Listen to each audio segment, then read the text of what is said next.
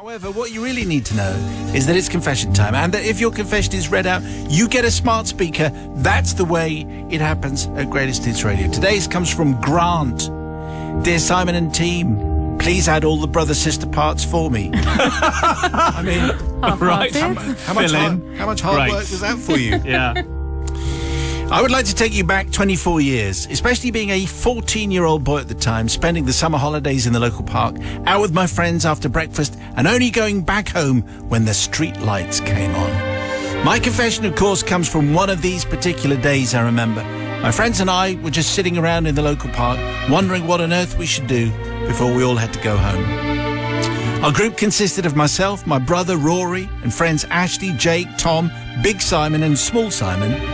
Sticky with sweat after playing a solid 4 hours of football, I suggested we do a Ouija board to see if anything happened. Mm-hmm. I mean, obviously, the suggestion was met with a couple of excited, "Oh, yes, let's do that." And "I don't think that's a good idea," reply from Tom. With most of us in favour of testing our voodoo skills, I biked the 2-minute journey home and collected a couple of sheets of A4 paper and a pen, returning to my mates excitedly, albeit with a small pang of anxiousness about what we were about to do. I drew a rough version of what I thought a Ouija board should look like onto one of the sheets of A4 paper, adding the relevant numbers and letters around the outer edges of the paper and a yes-no section in the middle. Our gang then made our way over to the part of the park that adjoined the local graveyard, because we thought this setting would make the experience all the more thrilling and authentic. Yes. Yeah. We sat around in a small circle with the board, an A4 piece of paper, in the middle of us. Jake brought a 2-pence coin from his pocket, and we placed it in the middle of the board, the piece of paper, and then all placed a fingertip onto the coin. "Are there any spirits there?" I asked. Nothing happened. "This is terrible," quipped Tom, but undeterred, I carried on. "Are there any spirits there?" I asked again. To our astonishment, the coin ever so slowly slid to yes. "What is your name?" I asked. The coin slid ever so slowly to each letter individually, spelling out the name Colin. Colin? We all chuckled at the name Colin. Apologies to any Collins listening. I looked up at my mates. My brother looked quite scared. Tom was literally white with fear. This was brilliant. We continued and I asked a bunch of rather stupid questions. So then we said, "Can you see us? Do you like sandwiches? Do you like sandwiches? What's your favourite band?" Concluding with, "Do you like our friend Tom?" And each time the coin would move around the board, and on the final question it slid to no.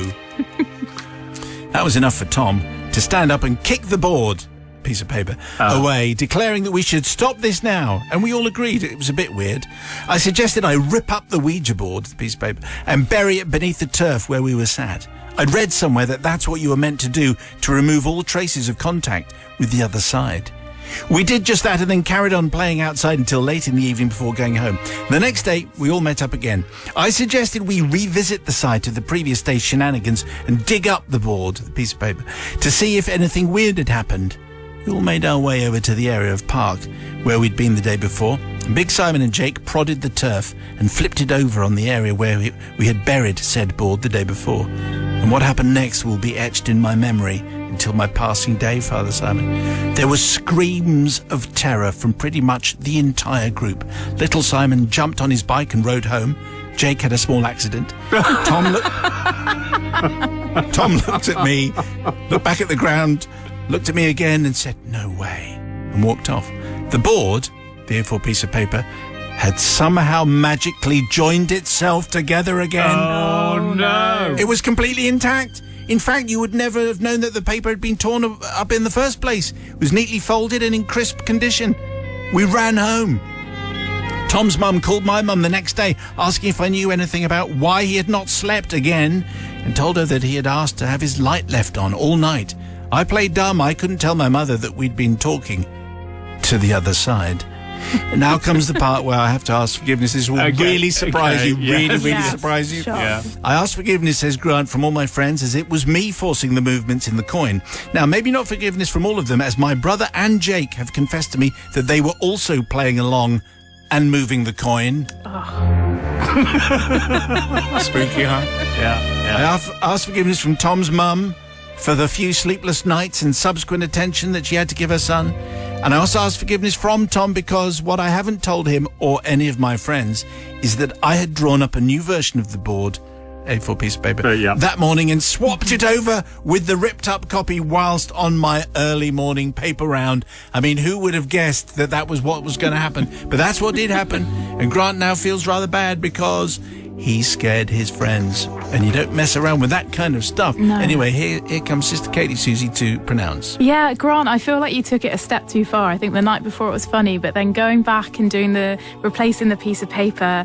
I mean, I'm someone who can't watch like a drama or anything remotely scary before sleeping because it will keep me awake. Yes. So I'm with Tom on this, and I'm afraid you're not forgiven, Not Grant. forgiven. Okay, brother from another country. I mean, it was hardly Ocean's 11 to be able to... Maybe there's another piece of paper. Has anyone thought there might be another piece of paper under the turf? I'm going to say forgiven because, I'm going to say forgiven just for one reason. That is, we decided to contact the other side and ask them if they like sandwiches.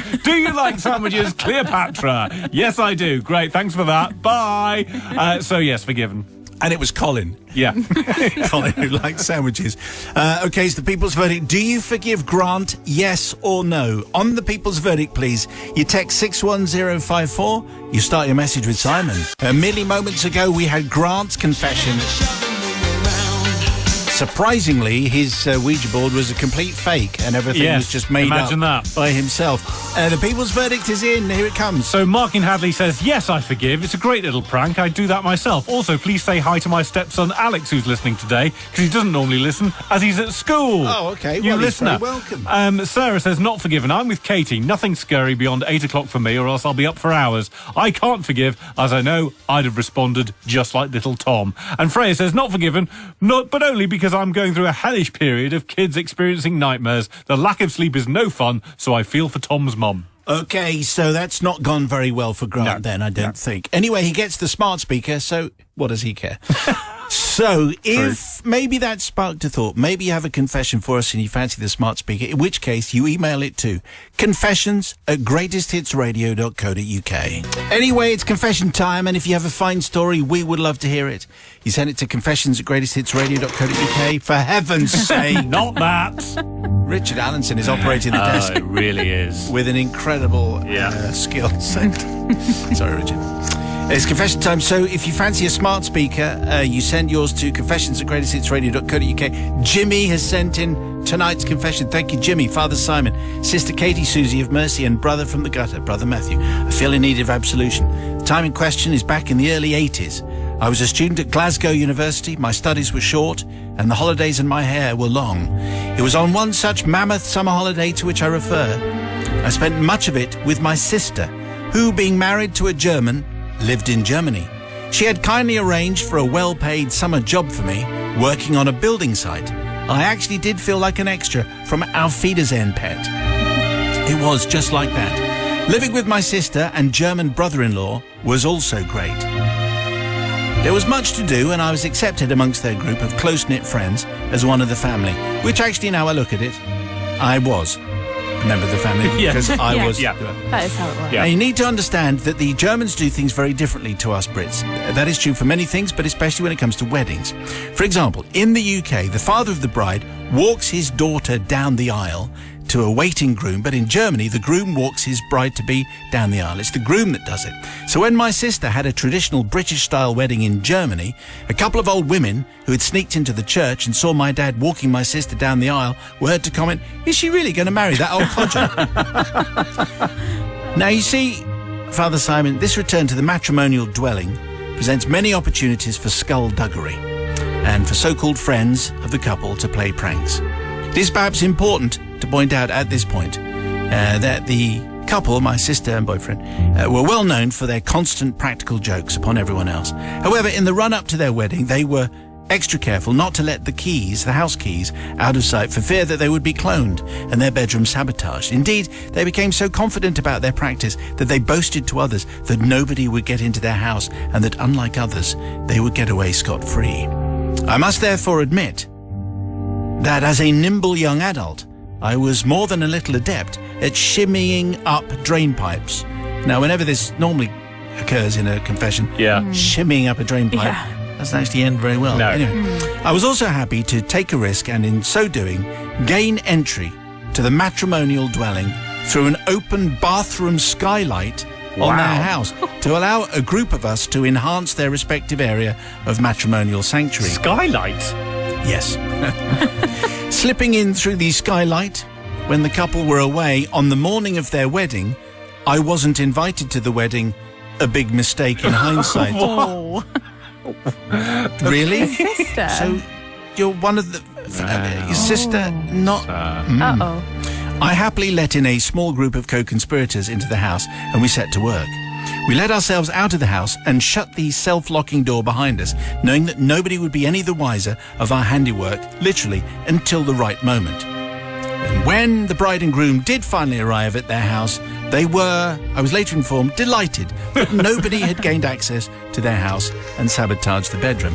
Unfortunately for them, our handiwork, whilst totally inconspicuous, would absolutely not go unnoticed. You see, Father Simon, their bedroom, as pristine as we found it, was beautifully adorned with wooden panelling. Thus, the pranking couple were about to be served sweet revenge from all those that they had pranked so many times before, because they had all contributed to the purchase of 20 lovely, large, very large, wind-up alarm clocks. The old-fashioned kind with big alarm bells on the top, all set to go off at 20 or 30-minute intervals, which were supposed to hide in around the bedroom. However, seeing the wooden panelling, it gave us a better idea. So instead, we carefully installed all the clocks on the shelving behind all the panelling. We then carefully reinstalled the panelling, tidied it up, and all was as good as new. You had no idea that anybody had been there. Having arrived home at about 3:30 a.m. in the morning, the happy couple were greeted with their first alarm call at 4 a.m. and then randomly right through to the last one, which was at 10 a.m. Yes, they went off every 20 or 30 minutes. Me. Whatever, Regrettably, says Jimmy, I had to leave Germany very soon afterwards to return to university, but my sister informed me that our collective prank was not taken in the best of humour. It seems that the couple who were happy to dish it out were not overjoyed at having to receive, and they didn't speak to anyone in the group of friends for a few years. A few years? Wow. It is therefore for this reason, there's an interesting kind of P.S. in this final paragraph. Okay. It's therefore for this reason I seek forgiveness and for the fact that I essentially gained entry to their house without consent. Now, this is obviously a legal thing. Of We don't course. encourage breaking the No, law. we don't. Breaking the law, breaking the law. It's a thing at the moment. In my defence, says Jimmy, the German police were aware of what was going on as they too had contributed to the clock. Oh, right. purchase. Well, that's fine. However, it seems we may have overstepped the mark, and I hear that the wooden panelling soon came down for good. I'm not sure what happened to the alarm clocks, but my guess is they were probably smashed up and thrown away. You're seeking forgiveness, Jimmy, who wasn't invited to his sister's wedding. Yes. Odd. Anyway, very strange. Anyway, Sister Katie Susie. Yeah, I respect the commitment in terms of taking down that panelling. That's a huge task. So you're definitely committed to the cause. But my head actually hurts just thinking about those alarm clocks going off. It's quite a stressful thought. You did break into someone's home, so I don't forgive you, Jimmy, nor the German police that were involved. And of all the days to prank them back, I feel like choosing their wedding day is really Perfect. harsh. Oh, No, yes, no, I agree. wrong. You're not forgiven. Brother from another country. I mean, surely this is a case of if you can't take it, don't dish it out. And they clearly can't take it, so they shouldn't have been dishing it out. And you've got to admire the lengths that they go to here. They're getting in through the skylight. They're removing the panelling. That's living all right. Boom. I am gonna forgive. That's a reference to Auf Wiedersehen. Yes, by the it way. is. Right, thank Sister you. Katie Ask your wouldn't- parents. Over my head. I will. I'll go home and ask them. Okay, it's the people's verdict then. Do you forgive Jimmy? Yes or no? He's already got the smart speaker. But does he get your forgiveness? Yeah, that's the question. Text 61054 and start your message with Simon. Verdict incoming. However, we had a confession from Jimmy, who was living with his sister in Germany. They're very close family, even though he didn't get invited to her party. Bizarre. So he pranked them and set off with the assistance of the German police, 20 or 30 large alarm clocks that were hidden behind wooden panelling. Anyway, here's the people's verdict. Here it So comes. Tim says, as someone who gets angry with their alarm clock every morning, I can't forgive Jimmy. That sounds like my worst nightmare. But Aidan from West Yorkshire says, absolutely forgiven. What a disgrace. If you can't take it, then don't dish it out. Any of the wood panels still going, by the way? I need to update my bedroom. And Anne says, not forgiven. I'm getting married next month. Our bedroom has wooden panels, and my little brother is quite the prankster. Please don't give him any ideas. In general, pranks unforgiven. That's kind of like a general rule, I think, in life. Pranksters, just stop. Anyway, if you have a tale for us, we would love to exchange it for a smart speaker. Confessions at greatesthitsradio.co.uk. If you've got a confession for us, we'd love to hear about it, because if we use it, then you get a smart speaker, because that's the deal. You send it to confessions at greatesthitsradio.co.uk. Tonight's comes from Jeremy, not his real name. Father Simon and the Collective. I'm seeking forgiveness for an incident that occurred only last year. I'm a service engineer for domestic appliances.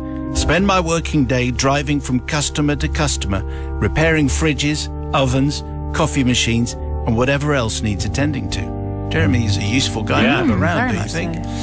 On the day in question, I had just completed a job and was headed across town to repair a dishwasher. As usual, before setting off, I called the customer to tell her that I was on my way. As it turned out, the phone went to voicemail, so I left a polite message explaining that I'd be there in about 20 minutes, then hung up the phone before commencing my journey. At this point, I should explain that I spent a lot of time driving around in heavy traffic, and over the years I've developed some strategies to keep my mind occupied when stuck behind the inevitable slow-moving bin lorries and delivery drivers. When I'm not listening to the radio, Greatest Hits Radio, Obviously, I sometimes sing little songs of my own devising to pass the time. These are usually popular tunes or nursery rhymes with my own words improvised on the spot. For example, I might sing, "This old van, it drinks juice, it leaves all stones on my shoes," that kind of thing. Okay, very good. How did I do? Very good. Great job. You get the idea. Okay, it's not Cole Porter, says Jeremy, but it keeps me sane. Anyway, on this particular day, if I recall correctly, I was styling my observations. To the tune. Okay, I'm just going to go. To the tune of the Goombay Dance Band. 7 tears have flown into the river. Yes, it's a classic. I think that's usually enough. Goombay Dance Band. Anyway, yes, of the incomparable Goombay Dance Band, that's how I was singing along. I had scarcely got underway when one of the breed of lesser-witted cyclists came flying out of a side turning, forcing me to brake hard and almost causing me to swerve into the path of an oncoming truck. As one does on these occasions, I invited the cyclist to consider his actions. With a blast of my horn and a few well-chosen gestures, then I carried on along. Needless to say, I incorporated the cyclist into my next song. The lyrics became a little more 18 certificate, I have to say. I won't recall any of the actual words for you at this moment because I know it's a family show. After a few verses of hardcore cyclist cursing, I suddenly heard an unexpected bleep from my phone's hands-free device. I immediately identified this as the sound produced by voicemail when your message has reached the time limit. It appeared that I had not, as I thought, hung up the phone, and that my rambling song, complete with sweary, cyclist-abusing lyrics, had been recorded for the benefit of my customer. I quickly pulled over and tried to remember what you were supposed to press in order to re-record your message, but before I was able to try anything, I realized that the voicemail system had disconnected me and the recording was fixed for posterity. Oh dear. Unfortunately, I have no phone hacking skills, so I was forced to pray that the lady would simply listen to the initial part of the message and then delete the rest before it continued to its more off-colour sequence. When I arrived, I made a point of being super nice, and having spotted a bike outside the house, made me worried, I made a point of praising all cyclists. The joys of two wheels, my obsession with the Tour de France. Wasn't Eddie Merckx the greatest ever? I thought so anyway. Also the only one I could think of. Yeah. And how I passed the cycling proficiency test when I was 9. She was clearly puzzled by this behaviour and made no reference to my message. So fingers crossed, the message remained unheard. Although I did catch her regarding me with gimlet eyes at one point. though this may be because I dismantled her dishwasher into 100 pieces and was all over the kitchen floor. Anyway, in case she did listen to it, I wish to seek forgiveness from my customer for leaving a foul-mouthed tirade, a terrible rendering of a classic early 80s one-hit wonder on her voicemail. I would also like to apologise to the Goombay Dance Band for despoiling what I've always considered to be 1981's finest melody about tears in watercourses. And in case she didn't listen, I'm sorry for behaving in such a ludicrous manner. I don't love the Tour de France, I haven't got a bike, and I wouldn't recognise Eddie Merckx if he cycled into me. Right. Do I get forgiven? Yours sincerely, young Jeremy, not his real name. But I chose it because it was the name of a cyclist. Anyway, let's see how... a lot of this will depend on what you think of whether you're a cyclist or not, really, I think. Sister Katie, Susie. Well, I come from a household where we watch the Tour de France highlights every night. Very important. Big cycle household. So we can guess where this is going to go. But Jeremy, it doesn't sound like you were paying much attention either. If you were singing and dancing to the Goombay Dance Band, then maybe it wasn't completely the cyclist's fault that you found yourself in that situation. And yeah, generally not here for the cyclist slander, so I'm afraid you're not forgiven. Not here for the cyclist slander. I think I so. like that. Yeah. Brother from another gutter. Is it just me, or isn't surely technology the culprit here? Maybe, I mean, am I just, is it just me? Because really, if that kind of technology didn't exist, then Jeremy wouldn't have been put in this dreadful position. And frankly, getting phrases like hardcore cyclist cursing into a confession, that's always going to go well. Also, I'm a big fan of, the Goombay Dance Band? Goombay Dance Band. Big fan of them. Yeah. There they are. The So they're tears forgiven or not? into the river. I'm going to forgive. You are going to forgive. There's a shot. Okay. So it's the people's verdict. Do you forgive Jeremy, yes or no? On the text 61054, start your message with Simon. La, la, da. Yeah, okay, thanks, bye.